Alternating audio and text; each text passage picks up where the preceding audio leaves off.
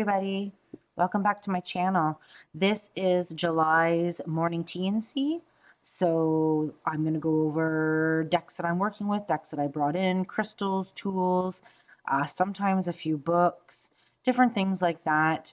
Um, just to kind of give a recap of like what I did over the month. I don't always get the opportunity to sit down and do like a flip through or an unboxing or a review of of everything that I bring in. So I kind of put this together at the end of the month to just kind of hit everything that I maybe missed over the month. It's been getting pretty busy and hectic around here lately. I also adopted and rescued a 2 month old, almost 3 month old kitten. He's a lot of work right now. He's getting used to things. He has to be quarantined from my cats because he could be carrying, some illnesses or viruses or different things like that from the shelter. And so we're in that 2 week period, which is absolutely horrible period because he has to be completely isolated. And he got taken away from his sisters. So he's having a little bit of he's lonely and he's having a little bit of issues that way. So in between clients and customers and different things, any of my free time is with him right now. But I was able to spend some time with him today. He's sleeping, and I figured I'm going to jump on here fast and do at least my morning TNC. Hopefully, all goes well, and I can integrate him into the household fast once this 2 week period is done. So here's hoping. He's cute as a button. I'll put a picture right now. This is him. I'm not entirely sure of his name at this moment. I'm kind of thinking and leaning towards my niece suggested Tut because I do love my Egyptian stuff. So I'm kind of leaning towards the name Tut, but haven't necessarily like locked that in yet. So we're still waiting. But I'm feeling Tut. Like honestly, I'm feeling Tut. Like how cute is Tut Tut? So I'm pretty sure that's what it's going to end up being, but I'm not going to commit to it 100% yet, but it's looking that way. So let's get in here and look at the different things that I brought in. I'm going to start with crystals and then we'll go to cards after that. Okay, so crystals. These are crystals that I've had for a while. They are part of my private collection. I didn't bring any crystals really in this month for anything in particular. I didn't buy any myself personally, and I didn't bring any in for the shop either. I've got quite an inventory right now that I'm trying to work through before I bring more in. So these are just my pieces that I'm going to show you. These are things that I've collected over the years. I've found here and there, and as I've run into them, they're gorgeous. I'm going to go with the first one right here because this is my absolute most favorite one. And you've seen this one in pictures. You've seen it in posts. I use this one a lot. This is probably one of my most photographed crystals. It is a Himalayan Lemurian, pink Himalayan. The camera is not doing it justice. The camera is actually making it look more like yellowy goldy tones when it's actually pink and smoky brown tones. That's just the way of it. These cameras don't necessarily always work the greatest at picking up colors. It's been cut so it sits real nice. And this is like, that's how you see it. That's how it sits like this. It is full of a million tons of points and it's shiny. It's so beautiful. And not only is the front amazing, but the back has got an interesting world going on. And it's got a whole bunch of baby crystal growth. These are all itty bitty tiny little points. They're really hard to see, but they're there. And I've got all these different clusters here, some more little points starting here. But it also has like roots, like into these cavities. There's like roots. They look like tree roots. This is like, I don't even know what that is. Like a piece of rust or leaf or something. I don't know. But And there's like a bunch of roots in here too. This is an amazing piece. It's one of my most favorite pieces. It's kind of located in the center of my church and my building that I live in.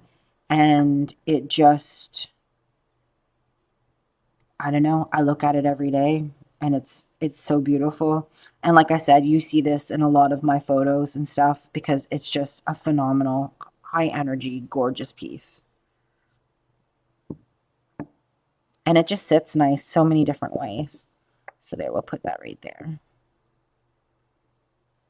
But like I said, the camera's completely washing it out. It's, you can't even see that it's real colors. It's like a lot of like dusty pinks and that smoky brown color. Like it's just gorgeous. All right. I figured I would show, let's go to the next one because it's similar tones. So this is my flower agate tower. I really like flower agate. I'm a fan of it, like a lot. And this is all like clear quartz looking with like little shines and shimmers in it. Once again, the camera is not doing it justice.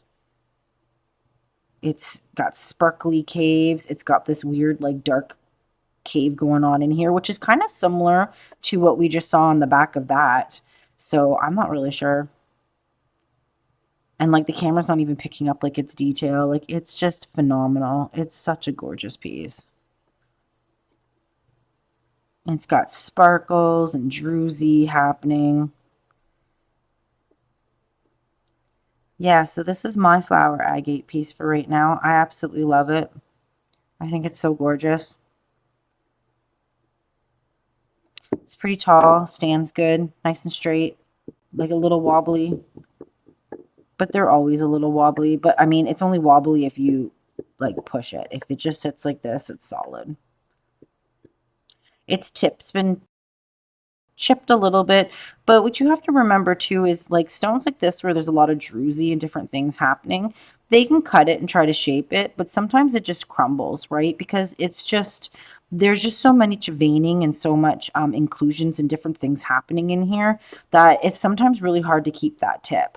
So whether you consider that damaged or it's just maybe a piece that crumbled off, that's really up to you. When I look at it, I feel it's a piece that crumbled off. I don't feel like it's actual damage.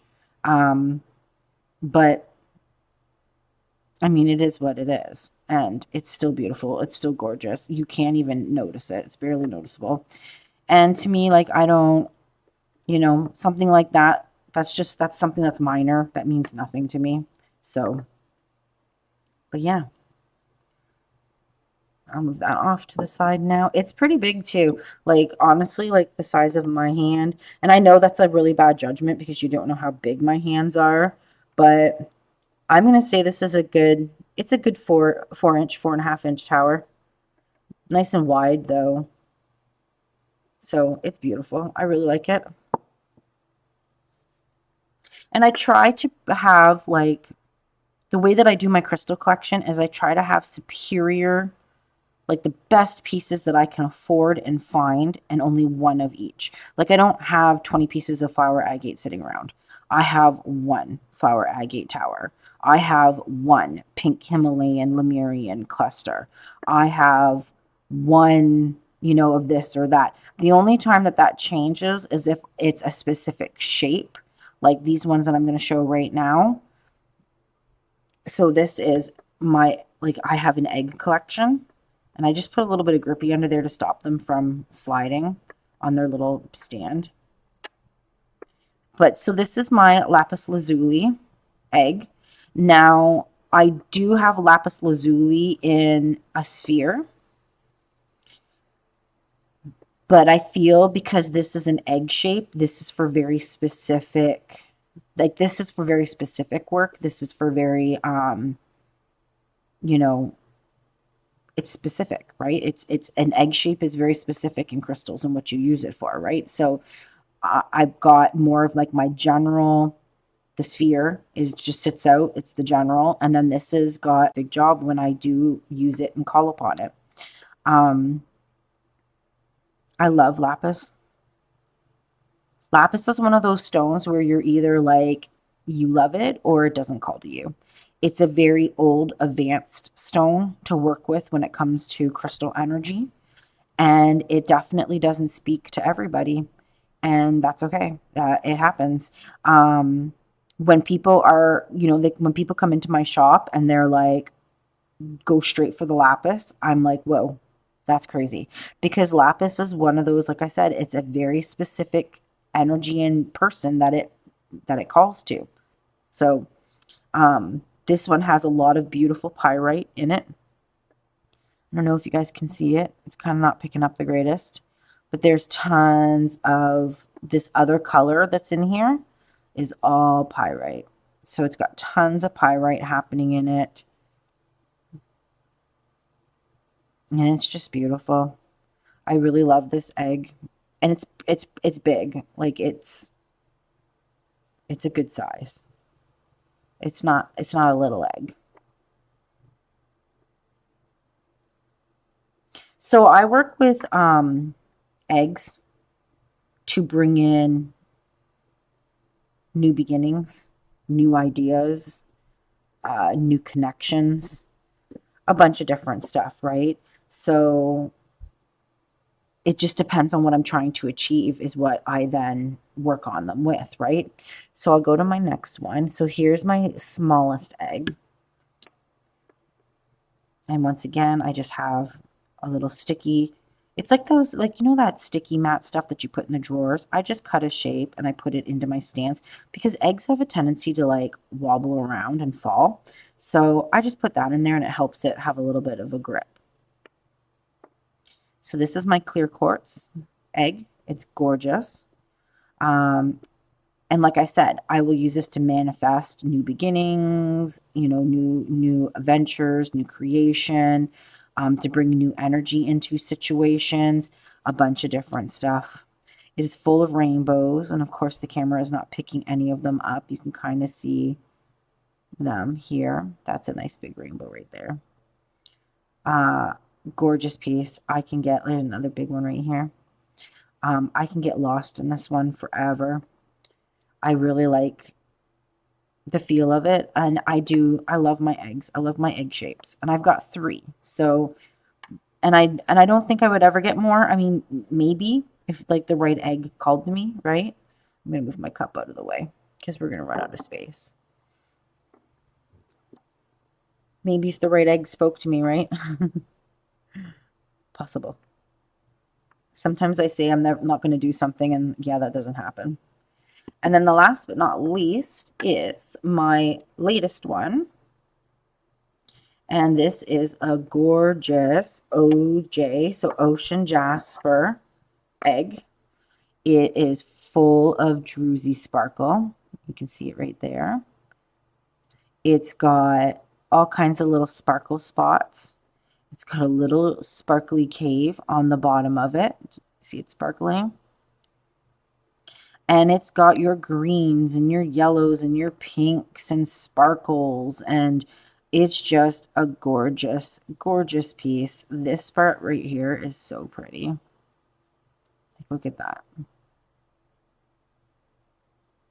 Oh, I'm a big fan of ocean jasper. So this one's the biggest out of all of them. And I had gone into this shop and I wasn't there to get a crystal. I was there actually going to be picking up something else. And this caught the corner of my eye. And I was like, hold up. And it was so cheap. I was like, okay, I got to grab this. And I grabbed it. So, which made sense because I only had 2 eggs at that time. So it made sense to bring in the third one. I'm very big on, in spirituality, I'm very big on everything being done in threes if we can. So I always do everything in threes. So I have my 3 eggs and I'm happy with that. But this is just an absolutely phenomenal, high polished piece of ocean jasper with so much druzy caves and sparkles happening. It's just, oh, like look at the sparkles. It's so hard. Crystals don't like cameras. They don't like fake artificial light. They don't like cameras. They like to be in like the real sun. They don't like fake stuff.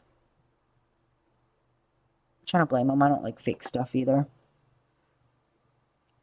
But yeah, so those are my eggs that I have in my personal collection. And then the one last crystal I'm going to show you guys is my pyrite hand-carved skull from Peru, I believe is where she is from. So this is Trinity. You might have seen her. When I do stuff, she's usually the skull that pops up in videos and, different things. I use her in my readings because I'm a very firm believer in having a piece of pyrite in my readings. Very sparkly, as you can see. Gorgeous piece of pyrite. It's got a nice iron ring around the top of her head almost. And then she has like a natural vein or like different cracks and stuff like that, but very solid, beautifully hand carved piece of pyrite. And pyrite skulls are not big. Pyrite skulls are very tiny because pyrite's really heavy and expensive to ship. And it's usually smaller pieces that you get it in. So she is actually a 3.5-inch pyrite skull, which is, she's one of the biggest pyrite skulls I've seen, and heavy as hell. Like, my arm is killing me from holding her. I actually have my hand resting on the table because she weighs so freaking much. But her name's Trinity, and yeah, I love her. I spend a lot of time with this one. I spend a lot of time with all my skulls, but she's definitely the one that I use the most in my photos and on film. And like I said, during readings and stuff like that, she'll be present. But yeah, so beautiful. I love her. She's great. And she weighs a freaking ton. Like, you don't even know. Like, she weighs so much. It's ridiculous. All right, so move this up and we'll put her off to the side.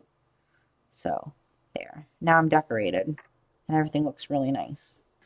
All right, so those are my personal crystals that I have and what I've brought in. I just want to clear any crystal pieces and chips and things because I do not like that. It scratches my cards. I actually don't usually put crystals on this. The only time I show crystals up here is during the morning T's and C's, because I don't want crystal like pieces scratching my cards. So I'm very much like always very careful about what goes on up here. Okay, so we've kind of already seen these. I've already done videos on this. So this was kind of the first one that showed up for July for me, and this was the Tarot of the Spirit. I've been working with this deck a little bit. I did a reading the other day for a client with it. The freaking card stuck. It's just the title card, so we're just going to leave it in there. Really enjoying the energy from this deck. Really enjoy the readings that I'm getting from it. I love it. I don't know what else to say. It's a great deck.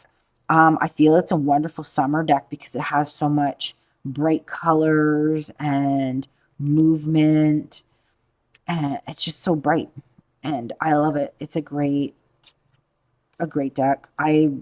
Like I said, the reading I did with the client, and it's not like me to usually pull something like this in for a client. I don't usually I usually only use like my really basic Rider Waite decks that are mass market, right? But this one was just really wanting to come out and work with this girl that I did a reading for, or I should say lady, sorry, not girl. And man, it was insane. I really enjoyed it a lot.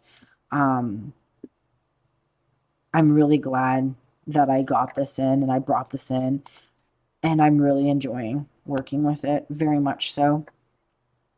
Other than that reading, though, I haven't gotten to spend a whole lot of time with it, which is unfortunate. Here and there, it really calls to me. I'll be doing something and I'll catch the corner of my eye and I'm just like, oh, I gotta work with that deck. I'm really enjoying it. It's kind of a spring feel too, so I'm not really sure if I'd be putting it in spring or summer, but I feel like it was very, I'm comfortable using it in the summer, but I could see myself comfortable using it in the spring as well. So I'm not really sure where this is going to end up season wise, but I'm loving it.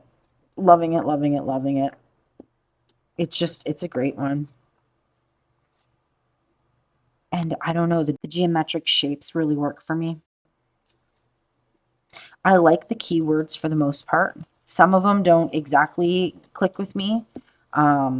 Here's that creepy freaking Hierophant. I'm telling you, he stalks me in this deck. He knows that I think he's creepy, and he's like, you got to look at me. The keywords are okay. Not all of them resonate with me, but for the majority, they do.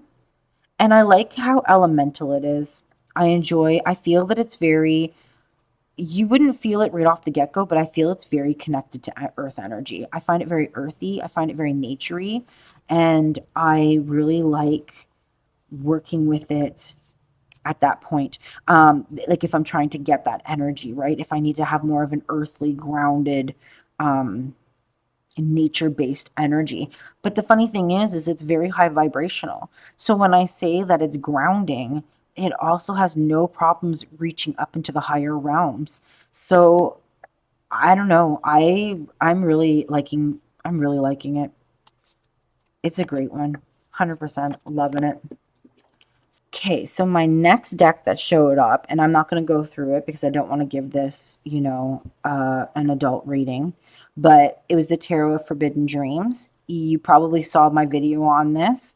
Um, really liked my readings. I've been actually doing a lot of readings towards the end half of July with it, because we do have Venus went into retrograde, right? So before it went into retrograde, it was about 2 weeks before that happened that all of these romantic relationship, where am I going? What am I doing? What's happening? Readings were coming in, but all, like I said, relationship based. So the ones who were comfortable with me using this, I used this and with them, and it did exactly what I wanted it to do. It does excellent in relationship readings.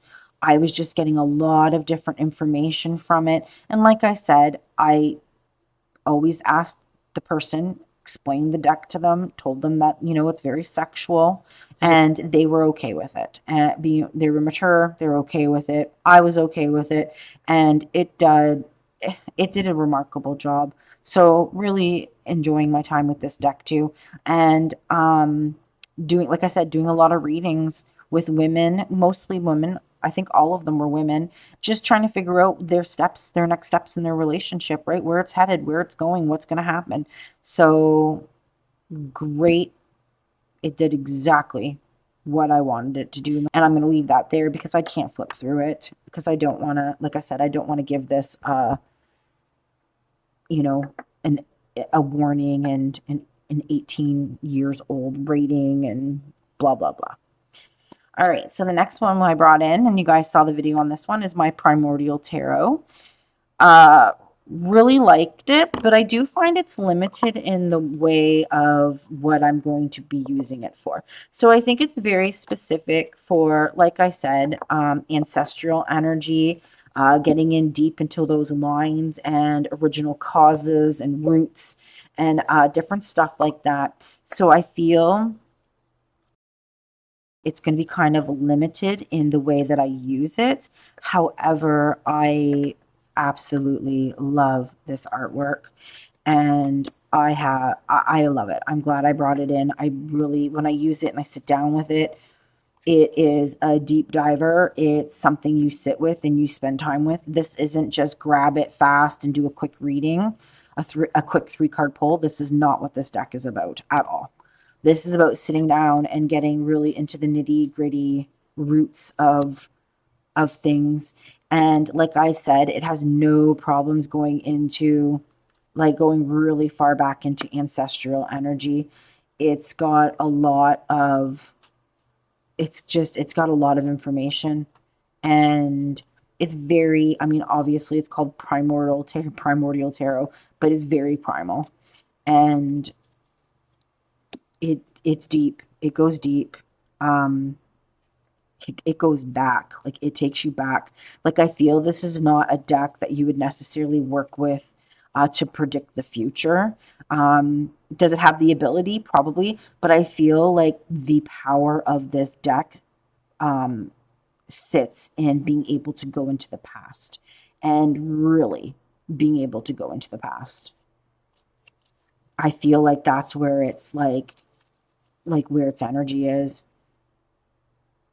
which is great. I mean, everybody thinks about, reading the future and knowing the future and the outcome and what's happening or going to be happening. This is very much about what has happened, why it happened, why that happened that way. And like it keeps going back further and further and further. And I feel it's big on working in the past. And I really, I don't know. I love using it for that. And like I said, tapping into that ancestral energy as well too. I think it's really good to go into the past. Another deck that I brought in a while ago, but I just didn't really get the opportunity to sit down with it much, is this one here. So this is the Klimt Tarot. You probably know him. He's a famous artist. He did The Kiss. This is the famous painting right here. This is a Los Scarabeo deck.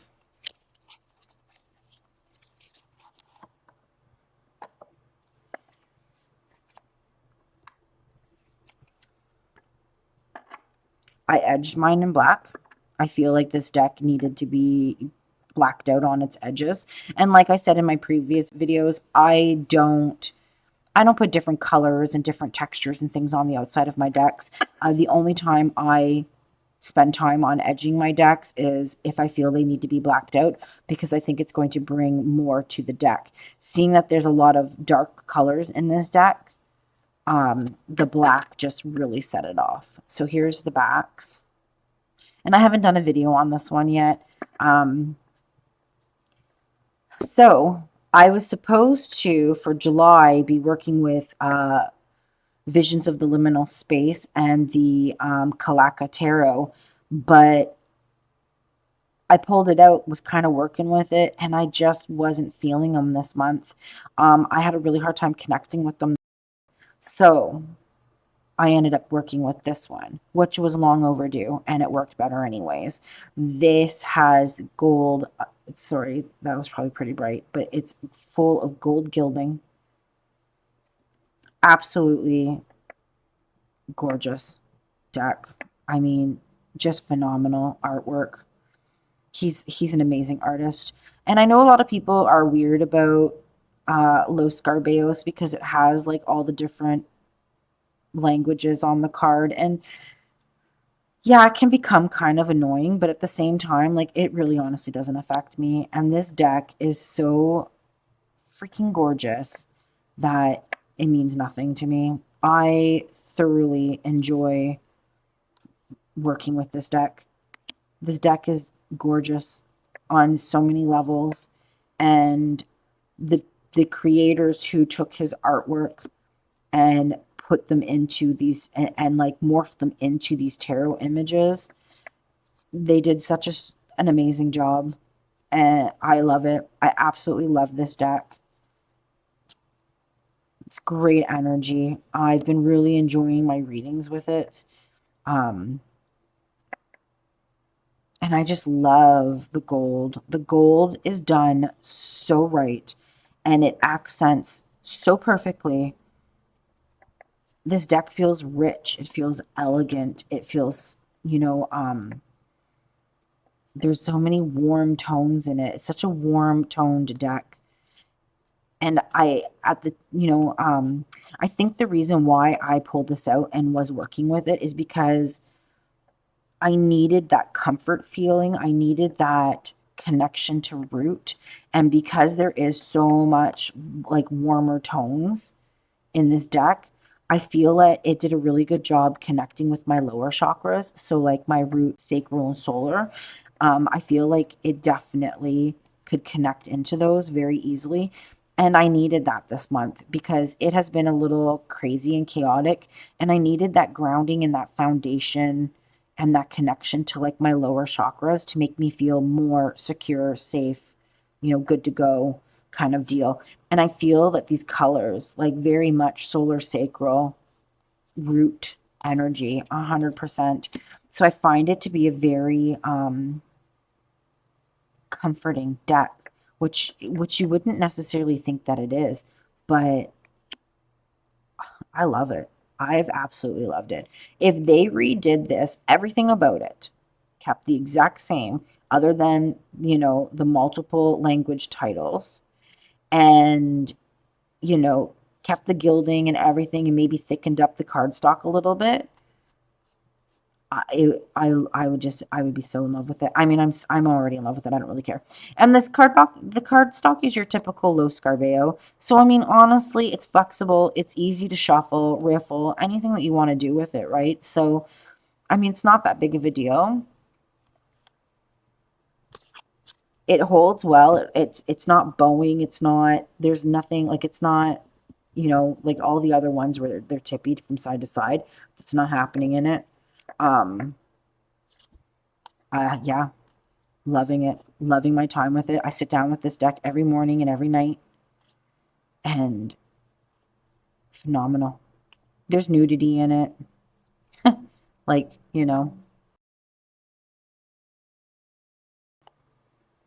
love this devil card. It's such a great devil's card. Yeah, love it. So instead of working with the Collecta, I actually worked with this one instead. And I felt like it gave me what I needed, right? I needed that grounding, uh, like pulling into my root solar sacral, like I said, my lower chakra energy this month. So this has been by my bedside. This is what I've been working with. Um, Oracle, haven't been, honestly, I've been just working with the tarot. I didn't really bring in an oracle to match with it. It's just been kind of working on its own. The only Actually, I should say, if I was going to pull in an oracle with it, it's the same oracle that's been sitting on my bedside now for a couple months, and that's Marcellus Kroll's Nature Nurture, which goes really well with this. So I've actually been working with those two. If I did need to bring in an oracle energy, I've been using that. But like honestly, like 98% of the time, I've just been reading this. I very rarely have brought oracle in with it. Um, because I feel like this has just done such a good job connecting and giving me my readings that I haven't felt necessary to bring in the oracles. So yeah, great deck, great deck, absolutely phenomenal. Okay, and last but not least, I brought in the Wild and Sacred Feminine deck. It was on sale. I had been looking at it for a while. It kept popping up, and I would look at it and I would be like, no, like I don't need another feminine, sacred feminine energy goddess deck. So I kept passing it up. And then I kept seeing it here and there on YouTube and on Instagram and all that stuff. And everyone kept talking about how amazing it was. So I decided to just bite the bullet and to get it. Plus, it was on sale. So I was kind of like, meh, maybe I should. I'm not going to spend a lot of time on this deck. This deck is everywhere right now. It's, very popular. Everyone's talking about it. The guidebook is good, but I'm going to be honest. This is my honest opinion, in my opinion only. There's so much in the guidebook that I find myself reading. I'll show you. Like I find myself reading all of this, trying to see and think about how this is fitting into the situations that I'm asking. And yes, it's got keywords. And I do like that it has a little poem. And I do like that it has like the shadow reversal side of the energy to it. But I find like as I'm reading through this, I have to really read it to dig out like its direction or like it's reading from it. I don't know, maybe it's just me, but Like I kind of have to work for like what this card means and what she's the meaning that she's put with it. It's nice that it kind of talks about the background of it, talks about the energy, talks about what the cave means, what it, the Sanskrit word, and like it gets into there, and to sit in the cave is to treat the center of your truth. So I mean, all the write up is absolutely gorgeous, but sometimes I have a hard time applying this information to my everyday situation that I'm using it for. So that's kind of where I'm going with it. And I think that's where, what I'm trying to say. Beautiful. But like I said, I kind of have a hard time finding a way to connect it into like the everyday, right? And I don't even know if I'm saying that right, but if you know what I mean, you know what I mean. And if you don't, you don't. So, beautiful deck. The cardstock's okay. It's not the best, but it's not the worst. Um, Everybody knows there is a mess up in this deck. So the colors that are on the bottom of the cards do not match what's in the book. So what I mean by that is the Divine Feminine is supposed to be your red. And it's oh no, I'm sorry. The animal energy is the dark red. And if I can find any of them here, let's find these goddesses. They are the dark blue. So it's, oh, sorry, no, sorry. The green, not the dark blue, the green. So it's, once you figure it out, it's fine. You know what you're looking for anyways in the book, right? So you've just got the two different colors are messed up in here. So in here, it's saying that the animals are green. And then the Divine Feminine is red. And these two have been reversed. In the book, on the cards, I don't know, wherever it got changed, it got changed. Some of these images really strike like deep with me. This is one of them. I absolutely love this image. Most of the cards, like most of the pictures, really sit with me. I like that there's animal energy in it. It's a little bit delicate and soft for me.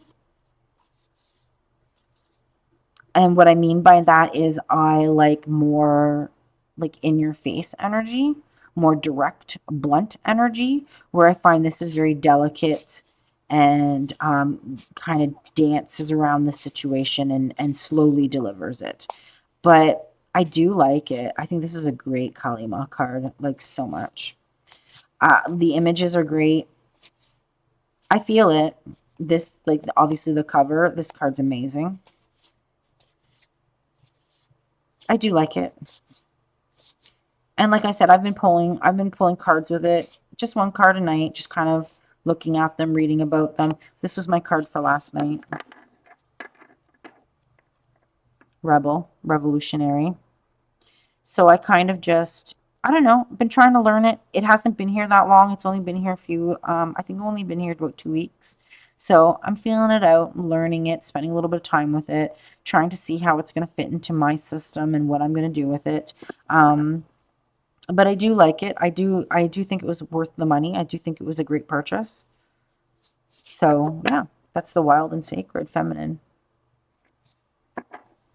So that's kind of what I've been up to this July and what I've been doing and the different things that I've been working with or spending time with and just enjoying. Honestly, this deck here came out of left field for me. I'm really enjoying my time with it. Like I said, I bought it a little while ago, kind of got put onto a shelf. Hadn't had the time to really get to it, but this energy was what I needed this month to kind of calm the crazy that was going on. And I find it so elegant and like regal. And like I said, I find that it really connects me with my base chakras. And I love it. So this has been like This has been like the highlight of my month, to tell you the truth. I've really been enjoying my time with it. I feel bad because I didn't keep up with the Collecta and the Visions in the Liminal Space, but I just wasn't feeling it. Um, I don't know why. I can't tell you why. I just wasn't feeling it. Um, this one though was like bam. And it's weird because it's kind of the same color tones and palettes that the Telesma Tarot has. And I'm going to be in August, I'm switching to the, I said I was going to work with the Telesma in August. Or maybe I was going to work with the Telesma in September, and I'm going to work with the Lioness Oracle Tarot for August, which kind of makes sense because that Leo energy, right? I can't remember what I said. I'm gonna have to look back at the video and see what deck I'm working with. But I do feel that this is a very similar color palette as the Telesma, with the black borders, all of those warm, fiery tones. Um, yeah, so, and I love the Telesma. The Telesma has been, that was a big one for me. So it doesn't surprise me that this one is either, because it's that same color. It's kind of the same color palette, honestly.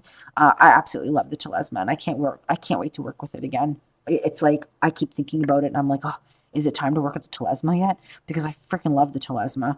But I do really like this one a lot too. So I don't know. And like I said, it's really funny because they're the same similar color palettes. So maybe there's something in that for me, right? Where I like that more of those warmer, deeper, grounding, safety colors, right? That security colors. I find these burnt reds and like scarlets and burgundies to be very grounding and very connecting to my root, right? It makes me feel really safe and secure and structured. So maybe that's why I'm drawn to these so much.